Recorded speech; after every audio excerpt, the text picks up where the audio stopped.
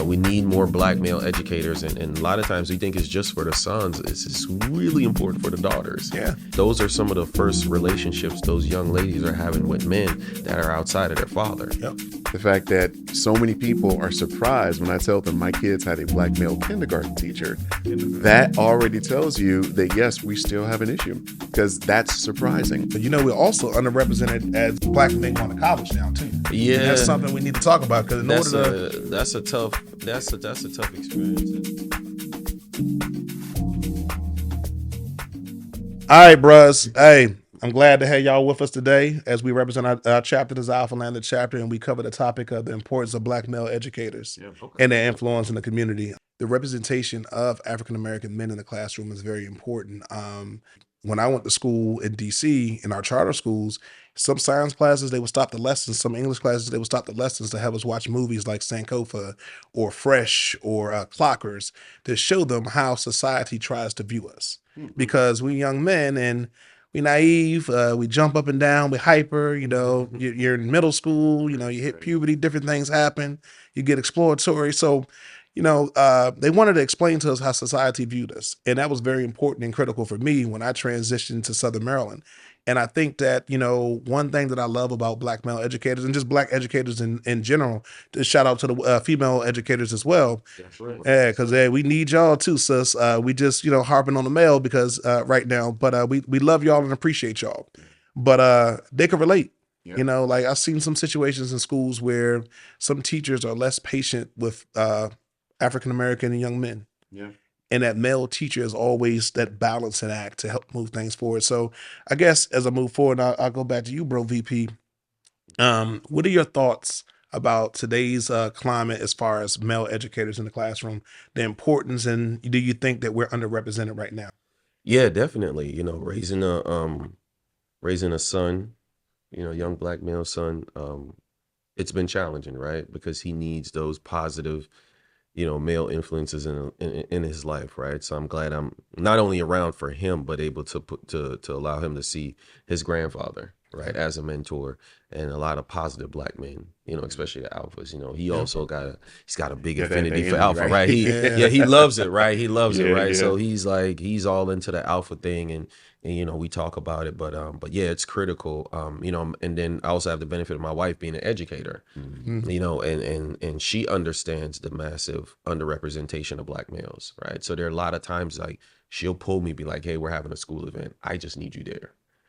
Right, because the kids need to see you. Yeah, they do. Right after work, hey, boom, we're there, and like we're showing up so that we can, represent there in our communities. Because, like you said, there's a lot of black female educators, but not a lot of black male. Yeah, and it's a very small percentage. I know it's in the single digits in school. It's literally a crisis in our public schools right now, especially right. We need more black male educators, and a lot of times we think it's just for the sons. It's really important for the daughters. Yeah. It's critical because those are some of the first relationships those young ladies are having with men that are outside of their father. Yep. Right. And those relationships are critical. And they need to understand they can be around other black men and be in a safe place and a safe space. Like, it sounds like the exposure factor, what you're exposed to, is contagious. It leads you to limitless possibilities, right? Oh, and I think, the representation of the black male educator, and not just, the regular teaching just math and science, or, shout out to the coaches too, because they're very important too. They teach you some structure too. They're teaching your life out there. Exactly. They teach you life. Oh yeah, lots of life lessons. But, to drive it home, I would just simply say that it's contagious. It's that I always say it takes a village. And they truly do. They sow seeds out here to build that forest, right? So, most definitely. It's interesting because, so to the question of, is there a crisis of black male educators out there? My kids, I have twins. My kids had a black male as a kindergarten teacher. Okay. Oh, wow. That's right. Your reaction right there actually sums it up completely. Yeah. Like no one's heard of that before. And so I think the fact that we react in such a surprising way is just reflective of the fact that, yes, there is definitely much a crisis, especially at that point. I think that those early years are critical for, how you understand yourself to be as a student, and, how you are being received with regards to your performance. We hear all the time that unfortunately our youth disproportionately are being, given labels that they probably don't deserve. Behavioral tags Exactly. And deserve, just saying, and I think that when you have somebody who has a similar background, but then on top of that has been formally educated to be there, it makes a difference. And one of the things that I kind of love is that my kids have there's no questioning of if that is normal. Yeah. Because it's just like, oh yeah, our teacher, that's just what they know. Awesome. Yeah. And I think that's fantastic. To my point before about just kind of validating your mere existence, when you have a perceived disadvantage, it helps to see someone with that same perceived disadvantage succeed. Now, we obviously know that there is no disadvantage to being Black whatsoever, but we also realize that unfortunately there is a perceived disadvantage in this country and many parts of the world with being Black. So to give us another analogy, imagine if you love basketball, you want to be a professional basketball player, but you're short. And if you see a short professional basketball player making it, that's going to mean more to you than seeing all the tall players who made it, right? It's because it's that perceived, that's right. All them aces out there. So to see someone with your perceived disadvantage succeed makes a difference. And I make this point because as we're sitting up here talking about Black male educators, this is not to disrespect or to disregard the white educators out there who have been instrumental in our lives. There are a lot of people who cared about me and propelled me regardless as to what I looked like.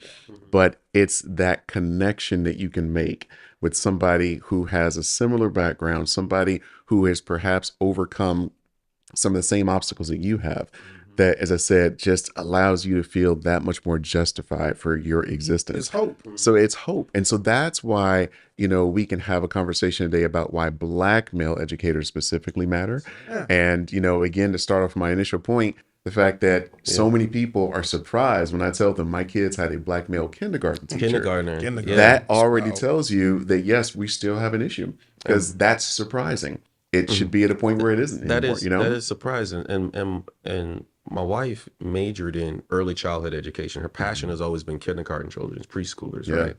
And she would always articulate that challenge, right? How hard it is to find Black male educators in those critical years, right? So that developed that critical period when a child's brain is developing, right, sets the glide path for the rest of their life. Yeah, for sure. Right. And so, those concrete experiences that they have, like what Ben talked about, changes them forever. Right. So it's like, even me growing up in the islands when I was a kid, like with an all Black staff, all Black doctors.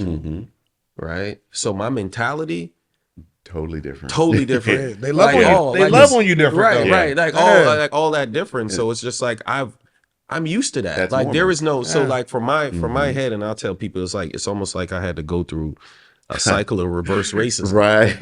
Right. Not almost, right? But I did, right? Because I had to go through it, even living in the blackest city as a young kid, right? In elementary school, like I'm like, wow, this is weird. Like I didn't understand that we can't be excellent.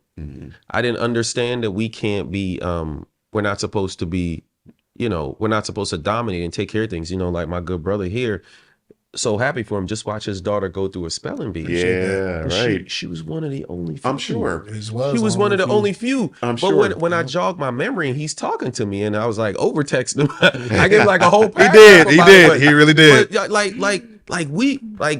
in Jamaica again, like we raised them track stars. Like they started running you from there. God didn't give me that. God didn't give me that, right? So we raised them track stars. Yeah. We're racing from when we're kids, right? Yeah. We race everywhere. We're running and you're running and you callous yourself. You're running in that heat and you become just like Florida. You're running in that heat and you just develop extraordinary capabilities. But on the other end, a massively equally competitive and praised thing in Jamaica is a spelling bee. My educational foundation came from those experiences in the island, being challenged by our professors to become spelling bee folks. And I was a spelling bee champ a couple of times. I did my thing, right? Yeah. And I was pretty good at it, but but that foundation took me all the way through college, all the way through high school.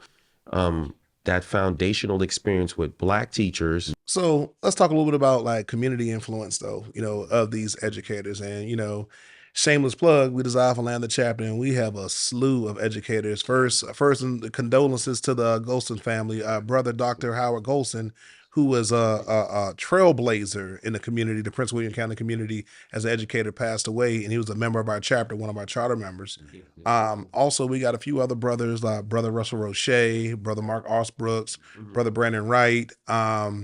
I don't make sure I don't forget anybody. So if y'all definitely came in, and bros, we love y'all. I just sometimes on the spot, sometimes you forget everybody, but we have a chapter full of Black male educators. And one thing that I do want to say, and with our foundation, we'll be doing our Dorsey, getting out doing a little bit more.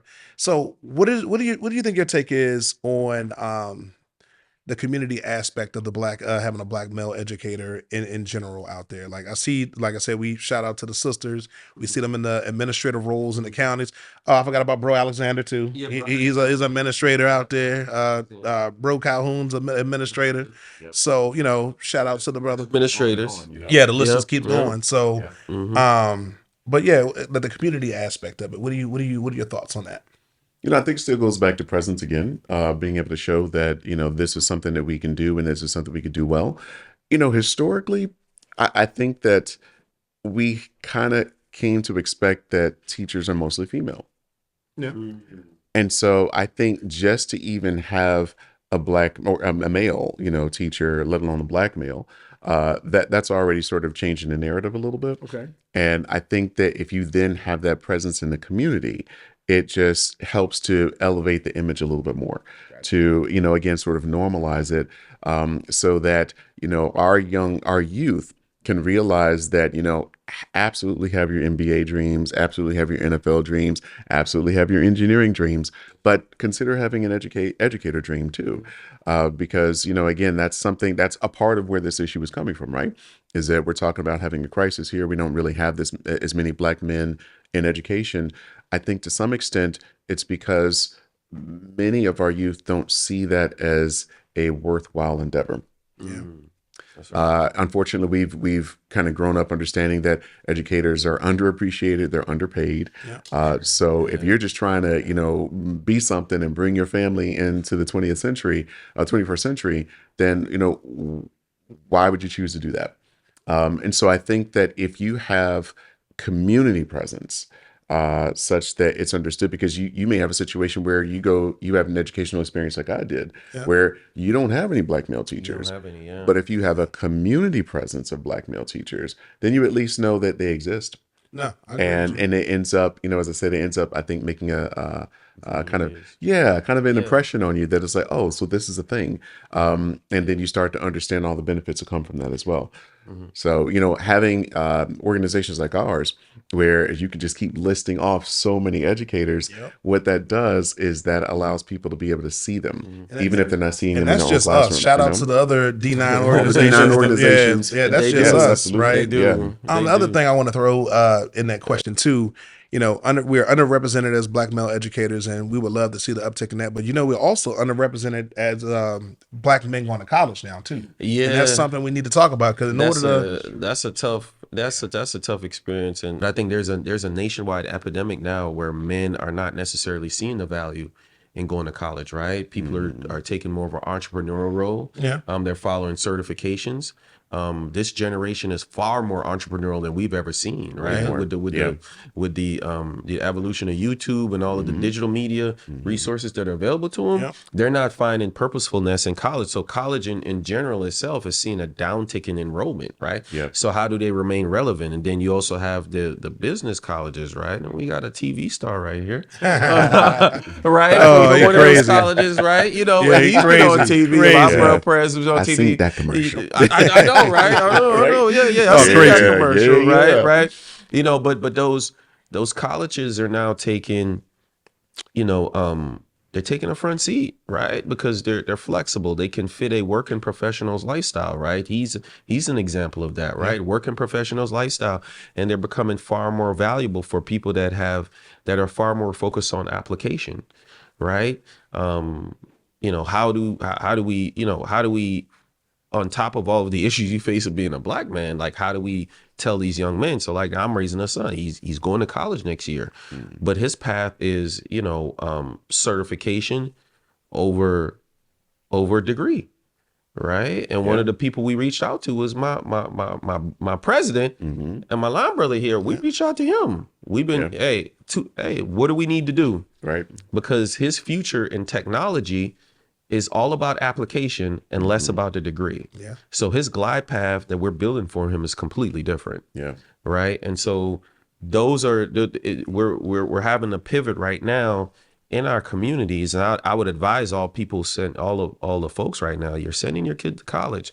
start really assessing. And again, just being a business guy, MBA, do a value assessment, right? Do a cost benefit analysis, right? Is it really worth it based upon the investment in education? Are you going to get a proper return on investment spending $120,000 of your money sending your child to a certain college per year? Yes, let's be clear about that, right? Per year with a random course of study. With a random course of study. That's the key part right there. The random course of study to compete in a job field where the average salary has maintained the same till like the late 90s. Yeah. Right. So now, to get a $40,000 job with well over $100,000 to $200,000 worth of debt at record interest rates, right? It would be better if you took that money, gave it to your child, let them go to school online or a community college, room and board, work on a certificate, and it would pay a lot more. You'll get a much better return on your investment, right? So what I would say with that, and I like what you said about your son, and even with my own path, I think everybody's race is different, right? For me, I graduated high school, started working, and about 6 years or so later, that's when I went back to school. And I went back to school and it was time for me. A lot of these kids aren't ready to go to school right out of high school. I was not, right? No. So, importance to that. And then the last thing I want to just really get to so we close, what we do to inspire and contribute to the culture of creating more black male educators? Instantly off the top of my head, I think of our Alpha Academy. I think of our foundation. I think about the work that we're doing. We mentor these young men. I think about the brothers in our chapter who are, showing their letters of alpha in their actions that they're doing on these jobs as they mentor these young men and women as they move forward. I think about the football coaches that are out here teaching life lessons. I think about some of these senior Army officers that are bringing these young recruits and stuff into different things like that. And then shout out to, because I don't want to just, when I say educator, I am talking about the schools, right? Yep, the schools. But with traditional and non-traditional, right? Traditional and non-traditional educators are key. It's holistically like, I could educate somebody on my field of study, right? That's right. In the workplace about mentorship and things like that. So, those are some of my takes that I think ways that we could do that. And then I just think that, as a culture, we are remarkable people. And I think that we need to get to a better place where we share some of the information because like you said, you got exposed to so much at a young age. You're like a sponge. Same thing with you. And I think the key thing that came from that is we were exposed and mentored at different variations of our life.